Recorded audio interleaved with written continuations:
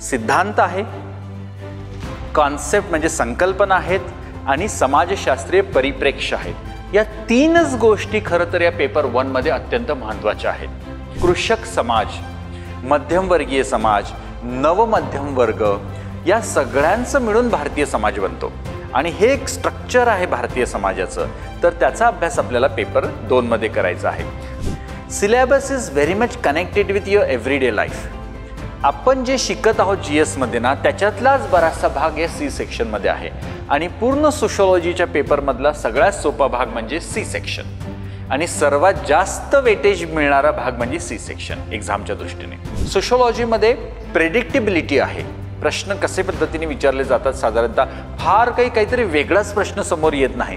Questions R usually UPSC बद्दल जर पाहिलं तर हे प्रश्न जे असतात ते बराबर सिलेबसशी कनेक्टेड असतात। सिलेबसमध्ये काय आहे नेमकं सोशिओलॉजीच्या सिलेबसमध्ये? Of course there is paper 1, paper 2, then there are some thinkers, there are some concept, there are some theoretical perspective. पण याबरोबरच या सगळ्यांमध्ये अत्यंत महत्त्वाचा या सोशिओलॉजीच्या पेपरमधला जो आत्मा आहे तो आहे या समाजशास्त्रीय परिप्रेक्ष्य।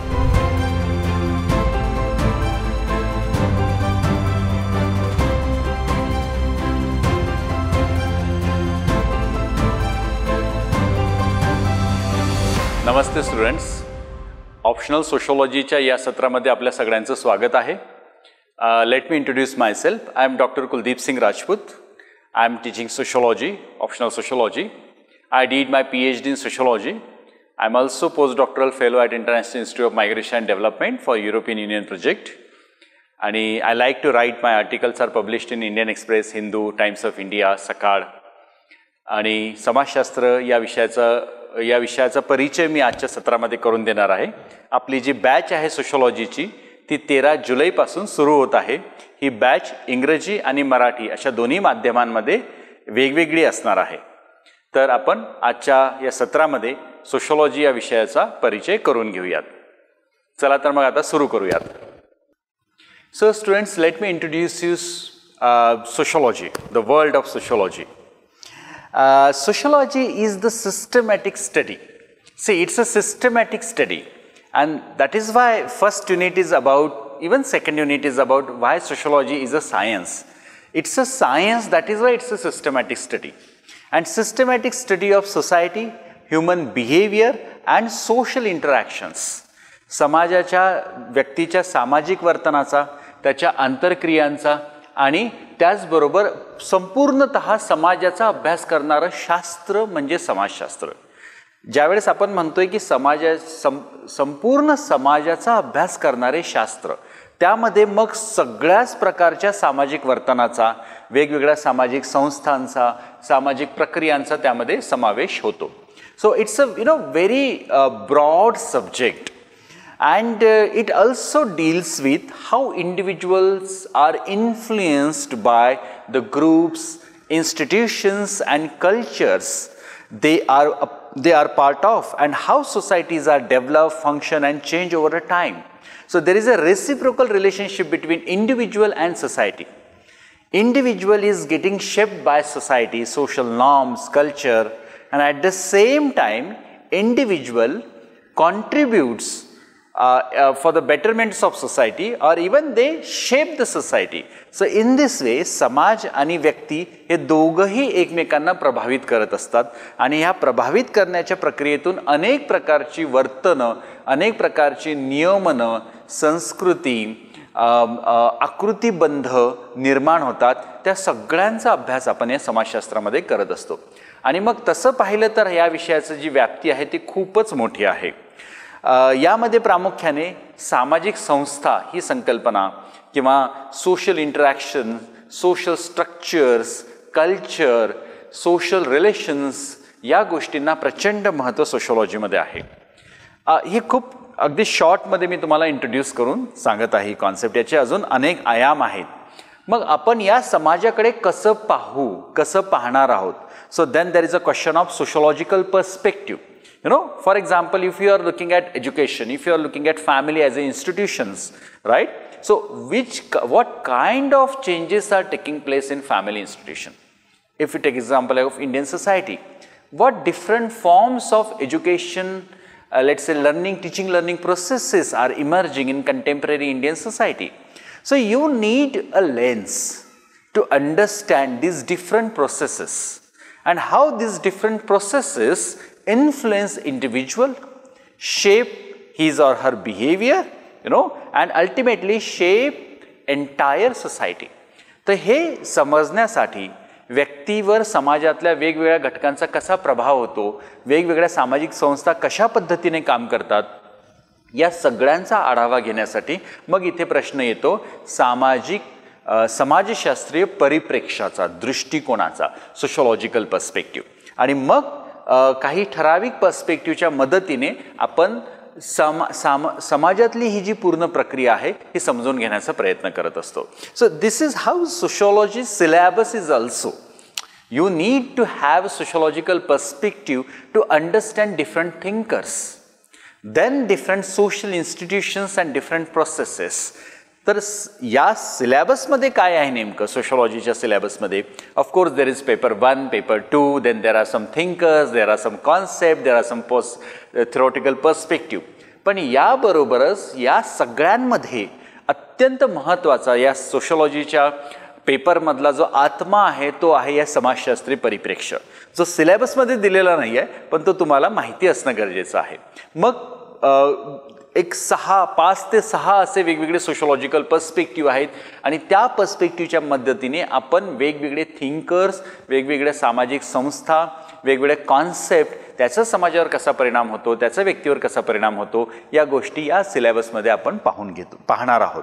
Right? So let me share the syllabus. Syllabus is, it's available, you can just go through. Basically, it's very simple syllabus, right? So paper 1, let me introduce you paper 1. या पेपर 1 मध्ये त्याचं नावच आहे फंडामेंटल्स ऑफ सोशोलॉजी, म्हणजे समाजशास्त्राची मूलतत्वे. अगदी basic fundamentals या सगळ्या बाबींची चर्चा या पेपर 1 मध्ये करण्यात येते. मग या पेपर 1 मध्ये काय आहे तर समाजशास्त्राचा उगम कोणत्या सामाजिक आर्थिक परिस्थितीमध्ये झाला, हा आहे युनिट नंबर 1. देन युनिट 2 मध्ये आहे की समाजशास्त्र हे शास्त्र का आहे, त्याचं एक क्रिटिक आहे, त्याची एक प्रोसेस आहे to define sociology or to consider sociology as a science. तो मुद्दा दुसऱ्या युनिटमध्ये आहे. तिसरा युनिट जो आहे तो जर समाजशास्त्र हे शास्त्र आहे तर कोणत्याही शास्त्राच्या, विज्ञानाच्या काही अध्ययन पद्धती असतात, संशोधन पद्धती असतात. So third unit deals with sociological research methods. Right? So these are basic 3 units in paper 1. Then unit number 4 is very, very important. Unit number 4 is about thinkers. Western thinkers are, these are Western thinkers. तर आपल्याला या paper 1 मधल्या 4थ्या युनिटमध्ये 6 thinkers आहेत. मग त्याच्यामध्ये Emile Durkheim, Karl Marx, right, Max Weber, Talcott Parson, Robert Merton and Herbert Mead. These are 6 thinkers. तसा या थिंकरचं योगदान Karl Marx particularly, Durkheim, Weber यांचं योगदान खूप जास्त आहे. परंतु आपल्या या सिलेबसमध्ये UPSCच्या असेल किंवा राज्यसेवेच्या सिलेबसमध्ये खूप लिमिटेड सिलेबस दिलेला आहे, डिलिमिट करून दिलेला आहे. त्यामुळे थोडं तुलनेने त्याचं अध्ययन करणं सोपं जातं. 5वा जो युनिट आहे तो आहे स्ट्रॅटिफिकेशन अँड मोबिलिटी, स्तरीकरण. खूप इंटरेस्टिंग टॉपिक आहे हा, की समाजामध्ये आजही स्तर आपल्याला पाहायला मिळतात आणि ही स्तरीकरणाची व्यवस्था, मग त्याच्याकडे समाजशास्त्रीय दृष्टिकोनातून कसं बघायचं, त्याच्यामध्ये असणारे वेगवेगळे आयाम आणि पैलू यांची चर्चा या युनिटमध्ये आहे. 6वा युनिट आहे work and economic life. So here in this unit we are going to understand social organization of labour, social organization of work, right? Then formal economy, informal economy, right? And the relation between labor and society and all those things we are going to learn here. Unit number 7 is about politics and society. This is also very interesting unit. की राजकीय जीवन आणि मग समाज. तर राजकीय पैलू हा मानवी सामाजिक जीवनाचा एक महत्त्वाचा भाग आहे. We experience power structures in everyday life. Right? Even family institution is also treated as a power center in sociology. So अगदी आपल्या घरापासून आपल्या वैयक्तिक वर्तनामध्ये सुद्धा आणि अगदी समाजामध्ये सुद्धा आपल्याला राजकीयता, ज्याला आपण एक political dimension of human behaviour, human society असं म्हणतो, हे स्पष्टपणे पाहायला मिळतं. तर तेच आपल्याला इथे या युनिटमध्ये शिकायचं आहे. मग त्यामध्ये काही इंटरेस्टिंग थिंकर्स पण आपल्याला या सिलेबसमध्ये 7व्या युनिटमध्ये आहे. 8वा जो युनिट आहे तो परत रिलिजन अँड सोसायटी असा आहे, धर्म आणि समाज. मग इथे परत आपल्याला धर्म ही संकल्पना, राईट, मग सोशिओलॉजिकल अंडरस्टँडिंग ऑफ रिलिजन, मग धर्माचे असणारे समाजशास्त्रीय सिद्धांत, त्याचबरोबर धर्माचे असणारे प्रकार्य अपकार्य या काही गोष्टी. त्यामध्ये या सिद्धांतामध्ये प्रामुख्याने एमिल दुर्खीम आणि मॅक्स वेबर यांचा सिद्धांत खूप महत्त्वाचा आहे. त्या सिद्धांताचा परिचय इथे या युनिटमध्ये होणार आहे.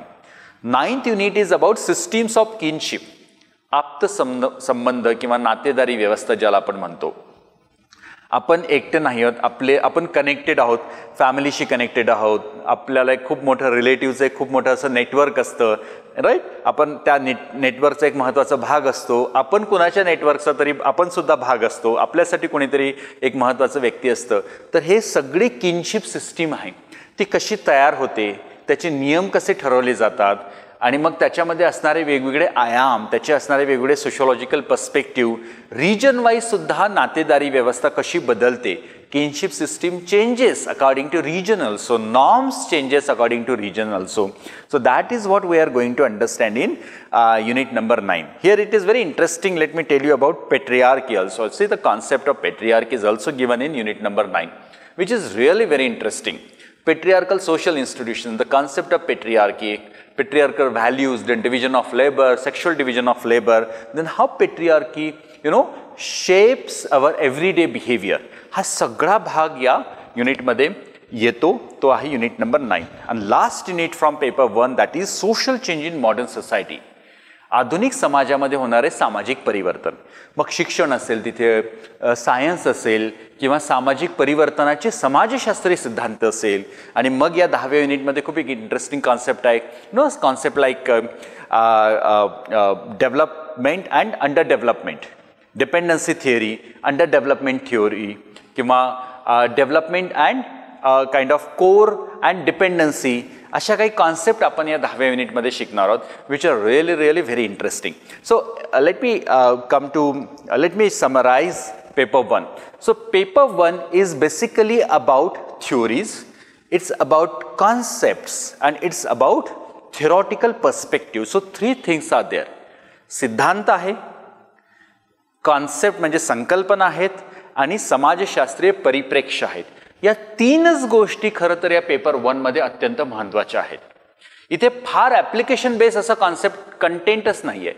इथे तुम्हाला समाजशास्त्र एक शास्त्र म्हणून कसं आहे, तो त्याचा उगम कोणत्या कॉन्टेक्स्टमध्ये झालेला आहे आणि मग समाजशास्त्राची जडणघडण होत असताना वेगवेगळ्या टप्प्यांवर येणारे समाजशास्त्रीय सिद्धांत, हा पेपर 1चा खरं तर कोअर पार्ट आहे. Right. Now let me introduce you paper 2. Paper 2 is about Indian society. याचं नावच आहे Indian society structure and change. What is the structure of Indian society? How different institutions play a critical role in forming this structure?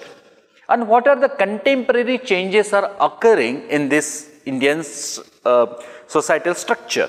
That is what we are going to see in this paper 2. भारतीय समाजाची सामाजिक संरचना कशी आहे? भारतीय समाजामध्ये या सामाजिक संरचनेचे कोणते महत्त्वपूर्ण घटक आहेत? मग त्यामध्ये आपण शिकणार आहोत कुटुंब संस्था, म्हणजे जो पेपर 1 मध्ये आहे, परत तो भाग इथे आहे. धर्मसंस्था, शिक्षण संस्था, जाती संस्था आणि मग त्यामध्ये असणारे वेगवेगळे शहरी समुदाय, ग्रामीण समुदाय, आदिवासी समुदाय, या सगळ्यांचं मिळून किंवा त्यामध्ये अजून आपण ॲड करू शकतो आपण जो सिलेबसमध्ये भाग आहे तो म्हणजे कृषक समाज, मध्यमवर्गीय समाज, नवमध्यम वर्ग, या सगळ्यांचं मिळून भारतीय समाज बनतो. आणि हे एक स्ट्रक्चर आहे भारतीय समाजाचं. तर त्याचा अभ्यास आपल्याला पेपर 2 मध्ये करायचा आहे. अर्थात हा भारतीय समाजाशी संबंधित आहे, म्हणून इथे आपण भारतीय समाजशास्त्रज्ञ सुद्धा अभ्यासणार आहोत. सो मग त्याच्यामध्ये GS घुरिये, भारतीय समाजशास्त्राचे जनक ज्यांना आपण म्हणतो, त्याचबरोबर M.N. श्रीनिवास, A.R. देसाई, आंध्र बेती असे इंटरेस्टिंग सोशोलॉजिस्ट आपण या पेपर 2 मध्ये शिकणार आहोत. मग पहिला या पेपर 2चे 3 सेक्शन आहेत. First section is about introducing Indian society. So in this first section आपण भारतीय समाजाचा परिचय काय आहे आणि मग त्या भारतीय समाजाकडे पाहण्याचा समाजशास्त्रीय दृष्टिकोन शिकणार आहोत. हे शिकत असताना आपल्याला 3 थिंकर्स शिकायचे आहेत इथे. घुरे, M.N. श्रीनिवास आणि A.R. देसाई. आणि मग भारतामध्ये असणाऱ्या वसाहतवाद, त्या वसाहतवादातून निर्माण झालेले एक राष्ट्रीयत्वाची भावना, मग त्याकडे पाहण्याचा समाजशास्त्रज्ञांचा दृष्टिकोन, या सगळ्यांची चर्चा सेक्शन जो A आहे, पहिला सेक्शन आहे, त्याच्यामध्ये आहे. Section B is about social structure of Indian society. मग या सोशल स्ट्रक्चरमध्ये परत 2-3 भाग दिलेले आहेत. पहिला जो भाग आहे तो रूरल अँड ॲग्रेरियन सोशल स्ट्रक्चर, ग्रामीण आणि कृषक सामाजिक संरचना. म्हणजे खेडेगाव हे भारतीय समाजाचा आत्मा समजलं जातं. मग असं असणारे या ग्रामीण भागामध्ये, म्हणजे ग्रामीण भाग भारतीय समाजाचा थोडासा आपण इथे इतिहास पाहणार आहोत, त्याकडे समाजशास्त्रज्ञांचा असणारा दृष्टिकोन पाहणार आहोत. त्यामध्ये प्रामुख्याने ब्रिटिश काळामध्ये भारतीय खेड्यांकडे पाहण्याचा काय दृष्टिकोन ब्रिटिशांचा होता त्याचा आपण इथे अभ्यास करणार आहोत. आणि भारतीय ग्रामीण संरचनेमध्ये काय काय बदल होत आहेत त्याचा इथे आपल्याला आढावा घ्यायचा आहे. So this is first unit in B section. Second unit is about caste system, integral, unfortunately integral part of Indian society. जाती व्यवस्था हे दुर्दैव आहे, पण जाती व्यवस्थेचं अस्तित्व हे आहे. जात भान व्यक्तींमध्ये असतं, समूहांमध्ये असतं. सो जाती व्यवस्था म्हणजे काय, त्याकडे पाहण्याचा समाजशास्त्रीय दृष्टिकोन काय आहे. मग त्यामध्ये आपण G.S. घुरे, M.N. श्रीनिवास, लुई ड्युमॉ, आंद्रे बेती या समाजशास्त्रज्ञांचा आपण अभ्यास करणार आहोत. भारतीय जाती व्यवस्थेची असणारी वैशिष्ट्ये कोणती आहेत, मग त्याचबरोबर अस्पृश्यता, या अस्पृश्यतेची असणारी वैशिष्ट्ये, या सगळ्यांचा आढावा आपण या सेकंड युनिटमध्ये घेणार आहोत. पुढचं युनिट आहे ट्रायबल कम्युनिटीज इन इंडिया. भारतीय समाजामध्ये असणाऱ्या आदिवासी आदिम समुदायाचा परिचय या युनिटमध्ये आहे. मग त्यांचं असणारा जॉग्राफिकल स्प्रेड, त्यांची असणारी वैशिष्ट्ये, त्यांचे असणारे जीवनमान आणि त्या आदिवासी समुदायांकडे पाहण्याचा समाजशास्त्रीय दृष्टिकोनामध्ये असणारा भेद. मग घुरेंचा एक दृष्टिकोन आहे आदिवासींकडे पाहण्याचा, ब्रिटिशांचा एक दृष्टिकोन आहे, नेहरूंचा एक दृष्टिकोन आहे. या तिन्ही दृष्टिकोनांची चर्चा आपण इथे तिसऱ्या युनिटमध्ये करणार आहोत. Next unit is social classes in India. Right, आपण बऱ्याचदा एव्हरीडे लाईफमध्ये म्हणतो की आम्ही मिडल क्लास आहोत. राईट, सो ही जी मिडल क्लास कॉन्सेप्ट आहे ती आपल्या सोशोलॉजीच्या सिलेबसमध्ये अभ्यासायची आहे.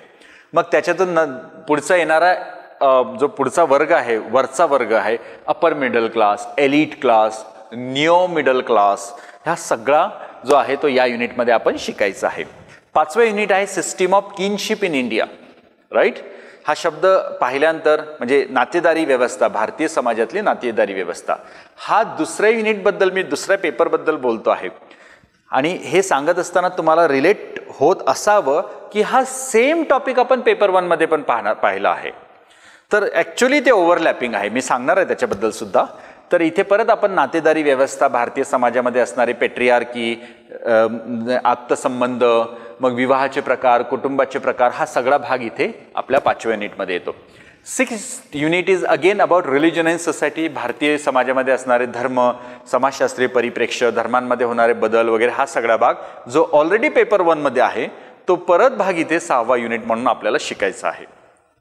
हा झाला पेपर 2 मधला B सेक्शन. आता पेपर 2 मधला जो तिसरा सेक्शन आहे दॅट इज C सेक्शन. हा C सेक्शन जो आहे ना तो तसा सब टॉपिक वाईज जर बघितलं तर बराच त्याच्यामध्ये सब टॉपिक्स आहेत. सिलेबस थोडा लेंदी आहे C सेक्शनचा, पण if you look at the syllabus you will realise that syllabus is very much connected with GS syllabus. Syllabus is very much connected with your everyday life. आपण जे शिकत आहोत GS मध्ये ना त्याच्यातलाच बराचसा भाग या C सेक्शनमध्ये आहे. आणि पूर्ण सोशोलॉजीच्या पेपरमधला सगळ्यात सोपा भाग म्हणजे C सेक्शन, आणि सर्वात जास्त वेटेज मिळणारा भाग म्हणजे C सेक्शन एक्झामच्या दृष्टीने. राईट, आता याच्यामध्ये काय आहे, फॉर एक्झाम्पल इथे वेगवेगळ्या योजनांचा आपल्याला अभ्यास करायचा आहे. ग्रामीण विकासाच्या योजना, समुदाय विकासाच्या योजना असतील किंवा औद्योगिकरण असेल, शहरीकरण असेल, स्थलांतर असेल किंवा पॉप्युलेशन डायनॅमिक्स, लोकसंख्या वाढ कशी होत आहे, काय आत्ता लोकसंख्येमध्ये बदल घडून येत आहेत, हा साधारणतः इथे भाग आहे. तसं 7च युनिट आहेत आणि हे खूप इंटरेस्टिंग आणि सोपे आहेत, ॲप्लिकेशन बेस्ड आहेत बऱ्यापैकी. तर असा हा पेपर 1 आणि पेपर 2चा सिलेबस आहे. अर्थात मी खूप तो शॉर्टमध्ये तुमच्यासमोर मांडलेला आहे. ज्यावेळेस आपली बॅच सुरू होते त्यावेळेस आपण सविस्तर याच्यावर बोलतो आणि सविस्तर पेपर 1 आणि पेपर 2च्या सिलेबसवर मी काही आपल्या चाणक्य मंडलच्या यूट्यूबवर तुम्हाला तिथे असे काही सत्रही पाहायला मिळतील. Now let me talk about overlapping. See this is what the overlapping syllabus is. बघा जवळजवळ 4 ते 5 टॉपिक पेपर 1 आणि पेपर 2 मध्ये सिमिलरच आहेत. एकदा पेपर 1 मध्ये ते व्यवस्थित आपण शिकून घेतलं ना तर मग त्या पेपर 2 मध्ये परत ते शिकून घ्यायची फारशी गरज राहत नाही. Right. Now let me talk about why sociology is the best performing optional. बरेचदा विद्यार्थी सोशियोलॉजी हा विषय घेण्याकडे त्यांचा कल अधिक असतो. याची काय कारणं आहेत तर याची कारणं खूप practical reasons are there. First, the syllabus is short. जो सिलेबस आहे तो मुळात सिलेबस जी लेंथ आहे ती कमी आहे. कमी लेंथ आहे त्यामुळे अभ्यासाला कमी वेळ लागतो, पटकन रिव्हिजन होते. So that is very practical point. Second, sociology is related to your everyday life. आपल्या दैनंदिन जीवनाशी कनेक्टेड आहे त्यामुळे आपण जे शिकतो ना ते रिलेट होतं. वर्गामध्ये विद्यार्थ्यांचा तर असा अनुभव आहे मला की विद्यार्थी सांगतात की मला त्यावेळेला त्या प्रश्नाचं उत्तर कळलं नव्हतं, पण आता सोशियोलॉजी शिकताना मला या प्रश्नाचं उत्तर कळलं की ते त्यावेळेला असं का माझ्याबरोबर झालं होतं. So this is how students are able to relate with their everyday life. So contextualising sociology. So you understand what is that that thinker is trying to tell. For example, Karl Marx, he is talking about alienation, अलगीकरणाची concept तो मांडत आहे. किंवा Durkheim is talking about social fact, और let's say Durkheim is talking about types of suicide. तर आपण हे relate करू शकतो आजच्या युगामध्ये सुद्धा की 50 म्हणजे 80-100 वर्षापूर्वी त्या सिद्धांतकारांनी, 200 वर्षापूर्वी, 150 वर्षापूर्वी साधारणतः त्या सिद्धांतकारांनी काय मांडलं होतं आणि ते आजच्या काळामध्ये सुद्धा कसं ॲप्लिकेबल आहे किंवा आजच्या सामाजिक प्रश्नांकडे, सामाजिक गुंता जो आहे नात्यांमधला, सामाजिकतेमधला, सामाजिक संबंधांमधला, तो समजून घेताना हे जे क्लासिकल सोशियोलॉजिस्ट आहेत त्यांचा आपल्याला प्रचंड त्यांची मदत होते आणि अशा पद्धतीने आपण तो विषय आपल्याशी कनेक्ट करता येतो, आपल्याला तो जोडता येतो स्वतःशी. देन सोशियोलॉजीमध्ये प्रेडिक्टेबिलिटी आहे. प्रश्न कसे पद्धतीने विचारले जातात साधारणतः फार काहीतरी वेगळाच प्रश्न समोर येत नाही. क्वेश्चन्स आर युजली UPSC बद्दल जर पाहिलं तर हे प्रश्न जे असतात ते बरोबर सिलेबसशी कनेक्टेड असतात. इवन राज्यसेवेमध्ये MPSC मध्ये सुद्धा प्रश्न हे सिलेबस टू सिलेबसच असणार आहेत. UPSC आणि MPSC मध्ये थोडासा फरक असणार आहे. UPSC मध्ये थोडं क्रिटिकल थॉट तुम्हाला मांडता आला पाहिजे, क्रिटिकली अनालाइज करता आलं पाहिजे. MPSC मध्ये बहुतांश प्रश्न हे स्ट्रेट असण्याची शक्यता अधिक असते. त्याच्यामुळे दोन्ही UPSC आणि MPSCचा जरी विचार केला तरी प्रश्न कसे येऊ शकतात हे आपल्याला साधारणतः अंदाज बांधता येतो. And third is very important point. This sociology syllabus is extremely useful for GS, particularly Indian society, social justice सारखा जो टॉपिक आहे तिथे, त्याचबरोबर एसे आणि ऑफकोर्स इंटरव्ह्यूमध्ये सुद्धा. सो अनेक प्रश्न असतात की जिथे तुम्हाला सोशियोलॉजिकल पर्स्पेक्टिव्ह असेल तर त्या प्रश्नाचं उत्तर व्यवस्थित लिहिता येतं. अलीकडे जर तुम्ही पाहिलं तर इंडियन सोसायटीचं वेटेज GS1 मध्ये वाढत चाललेलं आहे. म्हणजे अगदी आत्ताच्या 2-3 परीक्षांचे जर तुम्ही अनालिसिस केलं तरी तुम्हाला कळेल. So let me just give you one example. For example, see the question, caste system is assuming new identities and associational forms. Hence, caste system cannot be eradicated in India. Comment. आता यासारख्या प्रश्नांची उत्तरं लिहिताना sociological base असेल तर आपल्याला caste तर आपण शिकतच आहोत सिलेबसमध्ये, परंतु अशा पद्धतीच्या प्रश्नांची उत्तरं सोशियोलॉजीचं पर्स्पेक्टिव्ह असेल, सोशियोलॉजीचा चष्मा असेल तर खूप चांगल्या पद्धतीने ती उत्तरं आपल्याला लिहिता येतात. इवन एसे निबंधसुद्धा हा समाजाशी ज्यावेळेस कनेक्टेड असतो, समाजावर विचारला जातो, त्यावेळेला समाजशास्त्राचे विद्यार्थी म्हणून आपण खूप चांगल्या पद्धतीने आपले जे ओपिनियन्स आहेत, आपलं जे मत आहे ते आपण खूप चांगल्या पद्धतीने इथे जस्टिफाय करू शकतो. So this is very straight benefit of opting sociology. Now let me tell you quickly about teaching strategy. मी मगाशी बोललो तशी 13 जुलैला आपली बॅच सुरू होत आहे, जी मराठी माध्यमाची पण असेल आणि इंग्रजी माध्यमाची पण असेल. इंग्रजी माध्यमाच्या बॅचमध्ये इंग्रजीमधून टीचिंग होतं, मराठी माध्यमाच्या बॅचमध्ये मराठीमधून टीचिंग होतं. हे टीचिंग होत असताना बरंचसं इंटरॅक्शन बेस्ड टीचिंग होत असतं, कारण you have to understand sociology, you have to relate sociology, right. म्हणून ते इंटरॅक्शन होत असतात. पण सुरुवातीचा जो भर असतो तो कॉन्सेप्च्युअल क्लॅरिटीवर मी देत असतो, की ते कॉन्सेप्ट तुम्हाला समजले पाहिजे. For example social स्ट्रॅटिफिकेशन, social structure, social interaction, social institutions, या बेसिक कॉन्सेप्ट्स आहेत. या कॉन्सेप्ट एकदा समजल्या की मग पुढचा प्रवास हा खूप सोपा होऊन जातो. त्याचबरोबर रायटिंग प्रॅक्टिसवर विशेष भर दिला जातो. मग ते असाइनमेंट्स असतील किंवा टेस्ट कंडक्ट करणे असेल, त्या टेक्स्टवर डिस्कशन करणे असेल, क्वेश्चन बँक देणं असेल, या सगळ्या गोष्टी बॅचमध्ये रिगरसली केल्या जातात. आणि ऑफकोर्स रिडिंग्स आणि नोट्स यासुद्धा गोष्टी प्रोव्हाइड केल्या जातात. म्हणजे रिडिंग्सही प्रोव्हाइड केल्या जातात, because as a sociology student you cannot only rely on notes, right. तर त्या नोट्सबरोबरच आपल्याला अधिकचं खुराक पण लागत असतं.